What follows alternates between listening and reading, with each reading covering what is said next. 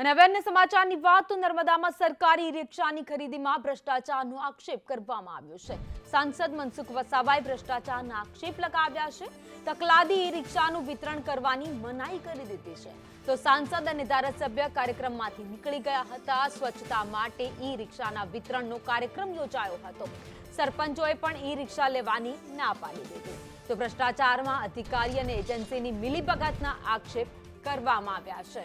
નર્મદાના ડેડિયાપાડા તાલુકાના 20 જેટલા ગામોને સ્વચ્છતા માટે ઈ રિક્ષા વિતરણ કરવા માટે એક કાર્યક્રમનું આયોજન કરવામાં આવ્યું હતું, જેમાં મુખ્ય મહેમાન તરીકે સાંસદને બોલાવવામાં આવ્યા હતા અને ડેડિયાપાડાના ધારાસભ્ય ચૈતર વસાવા પણ ત્યાં ઉપસ્થિત હતા। પરંતુ જે ઈ રિક્ષા આપવામાં આવી છે તેમાં ક્યાંક ભ્રષ્ટાચાર છે, તકલાદી છે તેવું આ નેતાઓનું કહેવું છે।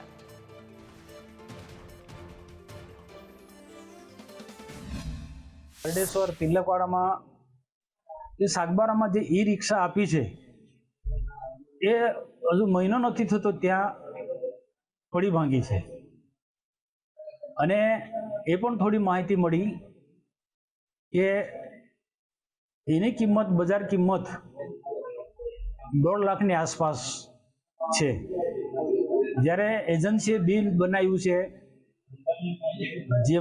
જેમમાંથી ખરીદ્યું છે 3 લાખનું। તો આ સાધન બહાર પડેલું છે, એને કોઈ ના કહી શકે આ 3 લાખનું છે। આ કચરા ઉઠાવવા માટેનું સાધન જ નથી।